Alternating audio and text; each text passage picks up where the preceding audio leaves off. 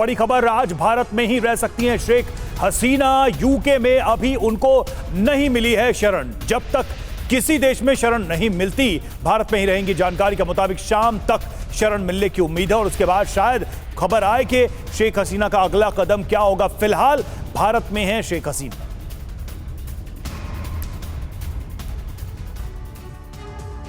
तो देखिए, बांग्लादेश में तख्ता पलट के विलेन कौन कौन हैं, आइए जल्दी से आपको यह बता देते हैं। तख्ता पलट के विलेन कौन कौन, कई तरह की साजिशें और कॉन्स्पिरेसीज सामने आई हैं। आईएसआई का रुख बड़ा नजर आ रहा है। 6 साल से रची जा रही थी इसकी साजिश, और तारिक रहमान ये बहुत अहम किरदार है। 2018 में आईएसआई के साथ बैठक में इस साजिश की बुनियाद रखी गई, जिसको अब जाकर अमल में लाया गया। रवि, बिल्कुल, देखिए शहबाज शरीफ का भी नाम इसमें। तख्ता पलट के लिए आईएसआई को इन्होंने ग्रीन सिग्नल दिया। आईएसआई एक्टिव हुआ और शी जिनपिंग चीन की तरफ भी इशारा कि गैस भंडार के लालच में उथल पुथल के समर्थक रहे और कहीं ना कहीं बांग्लादेश में अपनी भूमिका को इतना बड़ा वो करना चाह रहे थे ताकि इस इलाके में अपनी बढ़त बना सके, चीन की बढ़त बना सके। तो ये वो चेहरे हैं जिनका हम जिक्र कर रहे थे कि इनकी भूमिका किस तरह से रही है इस पूरे कू में। और देखिए, भारत में शेख हसीना है इस वक्त और कुछ अहम सवाल हैं,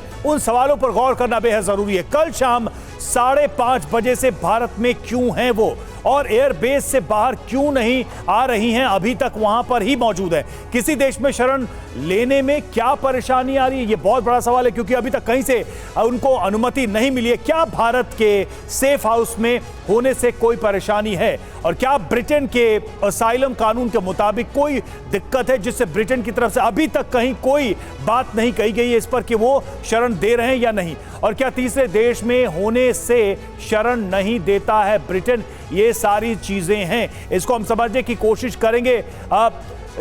जेके त्रिपाठी सर, ये सवाल मैं आप ही के सामने रखना चाह रहा हूं। ब्रिटेन और दूसरे देशों में असाइलम लेने में क्या परेशानी हो सकती है शेख हसीना को? क्या कोई पॉलिटिकल या डिप्लोमेटिक इशू हो सकता है अभी जो हालात हैं उसको देखते हुए? त्रिपाठी सर, देखिए, यूरोप वैसे तो यूरोप के कई देश असाइलम लेने में बड़ा लिबरल हैं, असाइलम देने में शरण देते हैं, राजनीतिक शरण देते हैं, और ब्रिटेन भी देता है। लेकिन ब्रिटेन अभी मेरे ख्याल से इसलिए नहीं कुछ कर रहा है, कुछ अभी इतनी जल्दी नहीं निर्णय कर पा रहा है, क्योंकि ब्रिटेन में बांग्लादेशी मूल के लोगों की बहुत बड़ी तादाद है। और अभी कल ही देखा आपने कि जब ये बात खबर आई कि शेख हसीना वहाँ से निकल चुकी हैं बांग्लादेश से, तो लोगों ने वहाँ पर जुलूस निकाल करके बाकायदे लोगों ने खुशियाँ मनाई और अपनी खुशी का इजहार किया। तो ब्रिटेन उसको देखते हुए शायद नहीं करेगा।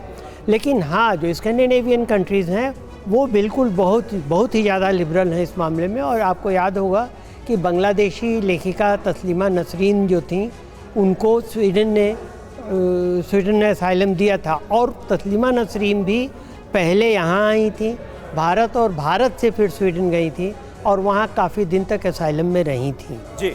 तो मेरे ख्याल से किसी तीसरे देश में होने से कोई फ़र्क नहीं पड़ता है। जहाँ तक भारत की बात है, तो मैं नहीं समझता कि भारत को उन्हें असाइलम देना चाहिए या भारत उन्हें असाइलम देगा भी, क्योंकि अगर भारत उन्हें असाइलम देता है तो इसका सीधा प्रभाव पड़ेगा बांग्लादेश में जो बिल्कुल सही आप कह रहे हैं सर। और ऐसे में भारत का रुख बांग्लादेश को लेकर क्या होगा, ये देखने वाली बात होगी। और इसी पर एक ऑल पार्टी मीटिंग इस वक्त चल रही है। विदेश मंत्री एस जयशंकर तमाम पार्टियों के नुमाइंदों को ब्रीफ भी कर रहे हैं। जैसे ही कोई जानकारी आती है आप तक पहुंचाएंगे, लेकिन जल्दी से रुख करते हैं। बांग्लादेश में मौजूद हैं हमारे साथ मजहरुल इस्लाम खान साहब। खान साहब, सबसे पहले तो ये बताइए कि बांग्लादेश में हालात काबू में होते हुए नजर आ रहे हैं क्या? क्योंकि मार्शल लॉ अभी तक लगाया नहीं गया है, पुलिस को बोल दिया गया है कि वो पीछे हटें, और एक अलग ही तरह का अराजकता और वायलेंस का दौर हम बांग्लादेश में, ढाका में सड़कों पर देख रहे हैं। इस पर कब तक काबू पाया जा सकेगा?